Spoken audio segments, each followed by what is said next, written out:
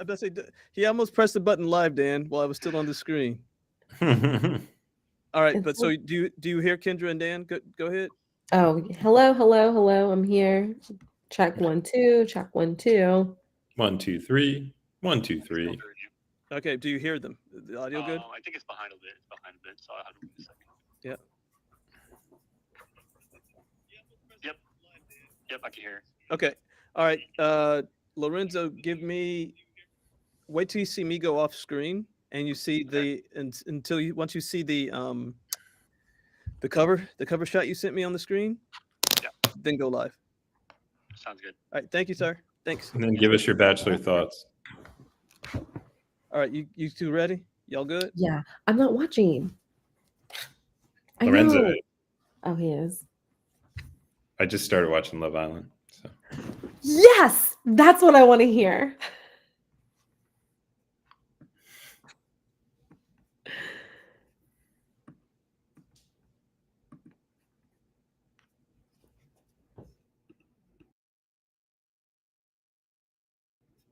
Party started.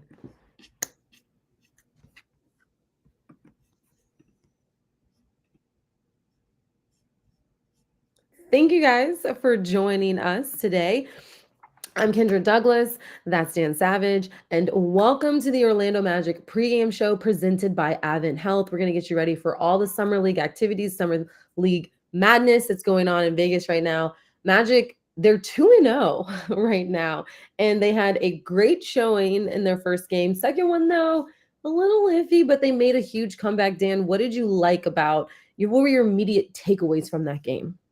Yeah, we talked about it beforehand that it would probably be hard to match the same level of intensity out of the gate as they did in game one.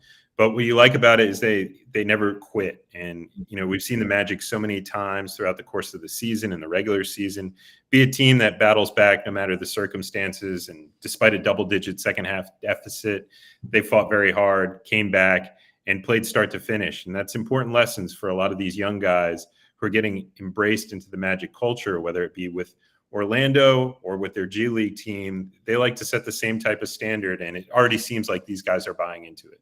Yeah, it for sure does. And we want to hear from you guys. So make sure you guys are locking in and you guys are commenting. Let us know your thoughts on the last game. The Magic, they will play tonight against the Memphis Grizzlies at 7. We are going to get you ready for that game. First, we have to, I love this, play the song. We want to play the song. We will play the song when the season starts. For now, you got to hold on to it. You got to hold on to that because you don't want to play it too much. And then what if you guys lose you and you guys don't want to hear that song anymore? Just a thought. But either way, let's get into these highlights and look at the game against the Pelicans. It was an interesting game for sure. Game 2 of Summer League action. Jet Howard just taking off again. And what I love about this is you aren't seeing a double take. That is Howard again taking off. So it was just a great start for the Magic. But really, once you thought this team was going to continue to keep control, Tristan da Silva, I will say, the rookie right here, he has been showing out, has that turnaround fadeaway jumper. Magic go up 12-5. What are you liking about Tristan's game so far? Right there, we're seeing so many aspects of it, which is you could dump it inside to him, or you could kick it out like they do right here in the corner and generate an open three. And how many times have we seen the Magic generate looks like that with Paolo, with Franz, and guys not be able to knock it down? So if he's that type of guy, he's going to be a big addition for the Magic. And Jay Huff right there. I mean, no one's getting in the way of him. I would not even try to bulldoze that guy down. He had a great night. But what I thought was interesting is when you look at Anthony Black, he didn't have that many points tonight, but it was the assist. He was just getting everyone into this game. And it felt like he really, just wanted to see everyone else shine in this moment. What do you think about AB's game and how he played in that one? Yeah, I mean, his first performance of Summer League was extremely impressive. It wasn't as solid in the second game. However, when he needed to turn it up down the stretch, he did. I think he's playing with great poise. He's really, working on his decision-making, and he's finding his own open teammates. And so that's what you want to see out of him if he's going to be a table setter for the Orlando Magic, especially with the second unit, is how is he generating looks for guys alongside him. I think the other big thing with him is keeping the turnover numbers low. And that's a big thing. He did that exceptionally well in the opener of Summer League. He had 3 turnovers in the second one, and those are the numbers you want to cut down because you can live with the playmaking, but you want to at the same time cut down, take care of the basketball, and that's going to be key for AB moving forward. Yeah, really big. So the Magic, they get the win in this one, 91-86, but it is a comeback win. So we did see this team really just fight, especially in that fourth quarter, which was amazing to see them just come together, especially since a lot of these guys, they don't know each other. This is their first time kind of really playing together. So to gel like the way that they did to come back and get the win is amazing to see. Tristan da Silva, the rookie, 23 points. He had 14 points in the second half. Just a phenomenal player. And Chalmers, he talked really highly of him, so let's listen to what he had to say. There's a lot of guys that have like 4 years of experience and a lot of reps, but Tristan's a little different. He's very cerebral. He understands the game. He's very poised and patient, and he knows how to play. He knows he can read the moments. He understands the situations and what's happening, and he's leading on the bench as well. He's talking and communicating and helping other guys out. So I think that he's a guy that has very many talents when it comes to basketball. I'm just a player, man. I'm just trying to play the right way. So, I'm not really out here for personal accolades. If I can impact the whole game by just playing defense, and communicating on the floor and making the right reads, I'm cool with that. If it's scoring the basket, that's cool with me too. Just a team player over there. And thank you guys for joining us. Again, you are watching the Orlando Magic pregame show presented by AdventHealth. I'm Kendra Douglas. That's Dan Savage. You guys have been with us for the last 3 games, so continue to join us as the Magic look to dominate this Summer League. And so far, I love the comments coming in. Let's go Magic. Go for the Summer League championship. I love that. I can see Tristan on the floor with Franz and Paulo at the same time once he gains experience. Okay, Dan. So when you hear a comment like that, what do you think, or like what do you hope to see from Tristan if he does have that opportunity? Yeah, no, you want to see exactly what you're seeing out of him right now is when you have guys like Paulo and Franz, they're going to go downhill.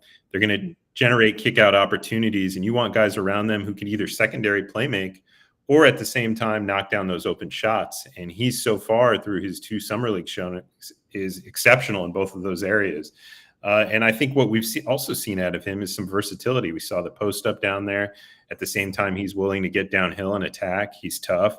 He's relentless on defense, and he's going to have to continue to accelerate at that end because, as we know, if you want to earn playing time in a Jamal Mosley Magic coach team, you're going to have to perform on the defensive end. And so far, he's done a good job on both sides of the ball.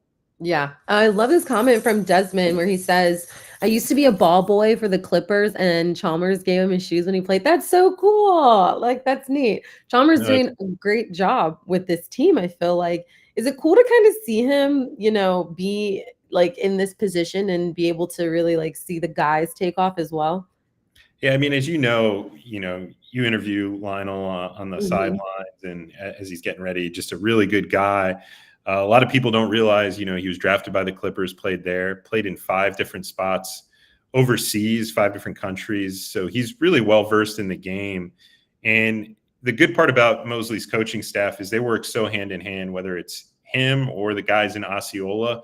You look at Dylan Murphy, he came from the Orlando Magic coaching staff, broached down there, became a head coach. So these groups are so intertwined, and I think it shows, whether it be in a summer league setting like this, in a training camp setting, or with a G League affiliate, having those groups so closely aligned, you see a lot of similarities in the way the teams play.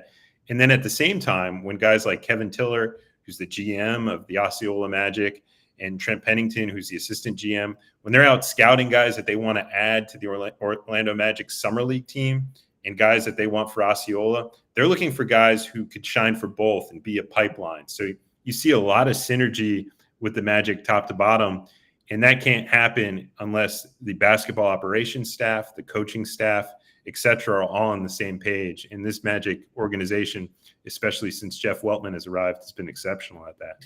I know. I feel like you're really starting to see how they are like really locking in with some of these guys to really build them up. They love making sure that they can continue to develop their players, and you're seeing that, and we're seeing that. We've been able to see what year 1 and year 2 look like from these guys, and I'm excited to see what Tristan does just in year 1. But when we go back to Chalmers and just how he is able to really handle this team, the Magic, they pull away with that 91-86 win. Now 2-0 in summer league play. Looking forward to getting another one. But let's hear what they had to say about just overall the team win. And having an understanding and dealing with the pressure. They did a good job dealing with the pressure and staying patient and getting what we needed to get out of it. To see that from that second, third unit group together, and not like your starters were out of it or anything like that, but to see that from that group and that coaching push through, just what does that mean for you guys? It means a lot. I mean, that's what we practice, and we understand that every game is different, and like you have to, whatever it is, you have to be ready for it. And we work on it over the 4 or 5 days. We worked on it, so the guys were prepared, they were ready, and we stayed together, and today showed that. Happened in that second half for you guys to come back out of that game? You know, I think the first half, things weren't as easy as they were the first game, and that's not to say that the first game was easy, but we were moving the ball well. Everything was kind of going our way, and that happens some games and sometimes it doesn't. But we picked up our energy in the second half. We just kind of all came together as a team and said, like, at halftime, we're like, hey, we just got to go back to what was successful, what was helping us early on in the first game, so turn it around. Victory for the Magic, for your team, just what was going through your mind down the stretch of that game? Just finishing the game. I feel like we did a good job sticking to it. Shout out to, the guys that came off the bench, provided the energy and provided kind of setting the tone for us. So that was big. We just stuck with it and got it done. You mentioned the bench. Xavier Moon obviously had kind of the charge in that. What did you see from him, and what was it like just watching from afar, that group kind of pull you guys back into it? Yeah, just veteran leadership right there. That's especially important at the one spot, and he got that through and through. So big shout out to him. Getting everybody right and kind of setting the tone, and it kind of shows you how deep this team runs and how well we're connected. Throughout the starting five and bench. Talked about Xavier Moon just now, who will be getting a start against Memphis since that is out. We know AB will not be playing tonight, but we still get a chance to see Tristan and Jet in this game. So it should be exciting. I don't think I've ever been more excited for a summer league team until this team. Even with AB out, it just seems like a fun group that really is gelled well together. And is that kind of what you kind of see with this group too? Yeah, no, I thought in game one, the Magic starters showed exceptional chemistry for a group that hadn't been together that long. But that could be because AB and Jet have been working out together relentlessly over the summer. And then Tristan, since his arrival and draft, has been, right there with the rest of them. And then in game two, we saw that second unit kind of come together, and they were a big part in that run. So I think Xavier Moon played a great role in that. He went up and down the court, was very efficient in terms of scoring the ball. I think what you're going to want to see out of him is his assist total go up, playing with Jet and Tristan in this first unit, and cut the turnover numbers down. If he can do that, it'll go to another nice showing for the speedy point guard. Yeah, definitely. And thanks again, everyone, for watching the Orlando Magic pregame show presented by AdventHealth. We love the fact that you guys keep bringing in the comments, so continue to do it. One that stuck out to me, and this is for you, Dan, has Anthony Black and Howard's shooting looked to evolve yet? So has it a little bit? Yeah, I think since Anthony Black's arrival, we've seen his shooting improve. He was a guy who at the collegiate level wasn't really efficient in that. He's not somebody who is currently shooting off the dribble or anything of that nature, but he got much more confident in his catch and shoot, open look threes. And I think continuing to develop in that area is where he's going to continue to get better. Mm-hmm. We've seen over the course of summer league practice sessions that he's been better in that area. He showed a little bit in game one. I think that as the training camp sessions roll up later on and we get closer to the season, that's going to be a big area of focus for him, and, a big factor in how many minutes he'll get. Jet Howard, on the other hand, look, that is what he does. We saw him do it in college. At the G League level, he excelled at it, was one of the best three-point shooting percentage players in the entire G League for guys who took over 100 shot attempts last season. And he's shown it in every facet since coming, over here in summer league play and practices. That is what that guy does.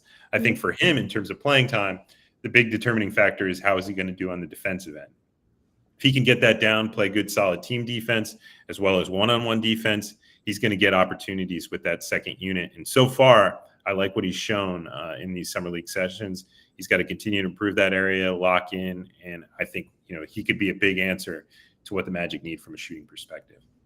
For sure. And something that I wanted to bring up, and you can kind of explain it a little bit for those too, is like, we know that we are looking at Tristan, Jet, and AB for the Magic, but there are some that, these guys, they're looking to get a spot too. Why is this summer league so important for some of these other guys? No, it's a great point, Kendra. And I think it's, AB does have a sore ankle, but I think a bigger part too is trying to give, other guys shine. And so when you look at a summer league setting, there are guys who are trying to make the Magic's roster. You look at guys like AB, Jet, Tristan, trying to prove that they belong in the rotation. You have other guys trying to earn two-way contracts. And then you have other guys on the roster who are trying to either earn a spot with Osceola or show out and earn a spot overseas. And I think what the Magic have done exceptionally well is when they've brought in guys and those guys have worked at summer league practices, the Magic continue to, showcase them and show the fact that they could get time on the floor.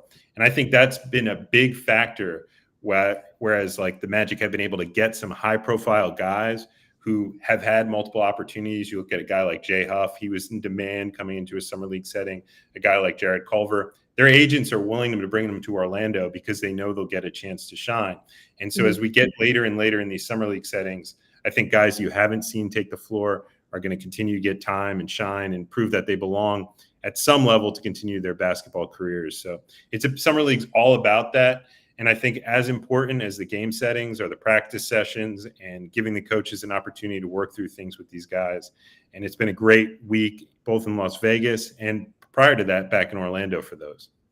Yeah. So tonight's game is against the Memphis Grizzlies. It's going to be around 7-ish. I feel like we have to say ish now from everything because these games just continue to go on. You can catch that game on ESPN3. So as we get down to the time, what are you looking forward in tonight's game against the Grizzlies? Yeah, they're going to be a tough opponent. They played in some summer sessions before coming over to Las Vegas. They're undefeated here in Las Vegas. And, they're another team that has a lot of guys who are hungry to prove that they belong in the rotation.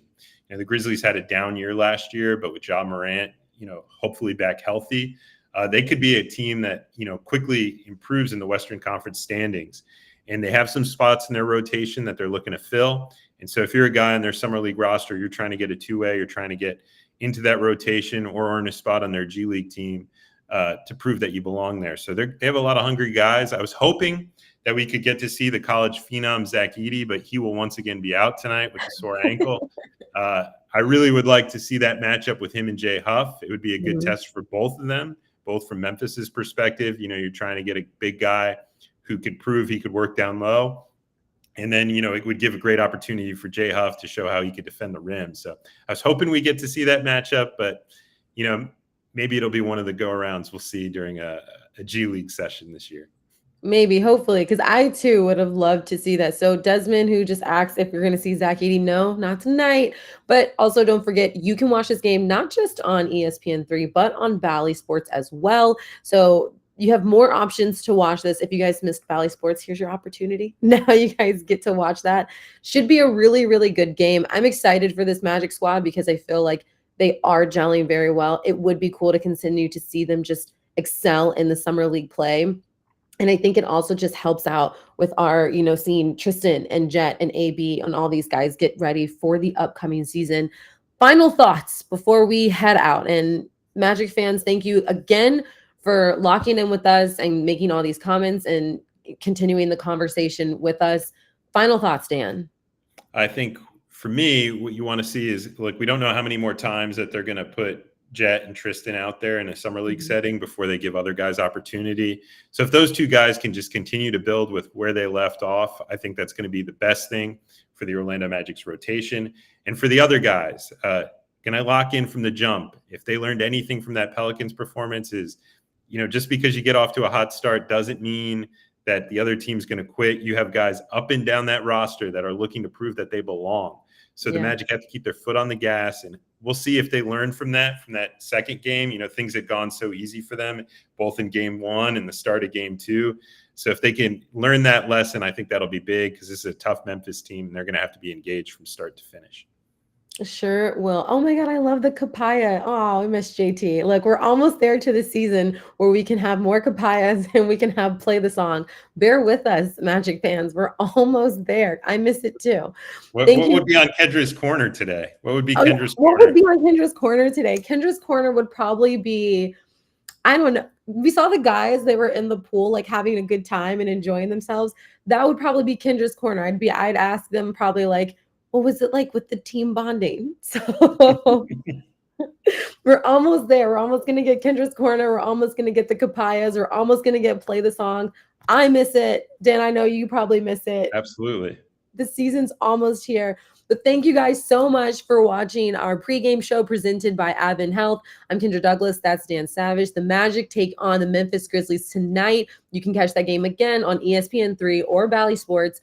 And hopefully they get this win, and we'll be right back here to talk to you guys about it. So thank you guys, and see you later. Play the song.